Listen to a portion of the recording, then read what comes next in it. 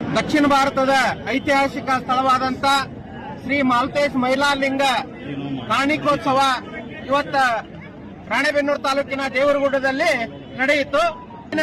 ಬಂಗಾರದ ಗಿಂಡಿ ಸಿರಿ ನಾಡು ಸಿರಿಯಾತಲೆ ಪರ ಕಾಣತಕ್ಕಂತ ವಾಣಿಯನ್ನ ಭಗವಂತ ಇವತ್ತ ನುಡಿದಿದ್ದಾನೆ.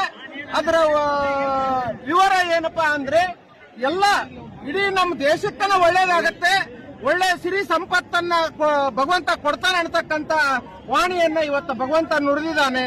ಹಾಗಾಗಿ ನಾವೆಲ್ಲರೂ ಖುಷಿಯಿಂದ ಹೆಮ್ಮೆಯಿಂದ ನಾವು ಬದುಕಬೇಕಾಗತ್ತೆ. ಪ್ರತಿಯೊಬ್ಬರು ಕೂಡ ಏನಂದ್ರೆ ಒಳ್ಳೆ ವಾಣಿಯಾಗಿದೆ ಇದು. ಮತ್ತೆ ಯಾವುದೇ ಇದಕ್ಕಂತ ಅಲ್ಲ, ಇದರಲ್ಲಿ ರಾಜಕಾರಣ ಅದೇನು ಇನ್ವಾಲ್ವ್ ಆಗಿಲ್ಲ. ಪ್ರತಿಯೊಬ್ಬರಿಗೂ ಕೂಡ ಭಗವಂತ ಒಳ್ಳೇದ ಮಾಡ್ತಾನೆ ಅಂತಕ್ಕಂಥ ವಾಣಿಯನ್ನ ನುಡಿದಿದ್ದಾನೆ. ಮಳೆ ಬೆಳೆ ಆಮ್ಯಾಗ ರೈತರು ಕೂಡ ಉದ್ಧಾರ ಆಗ್ತಾರೆ.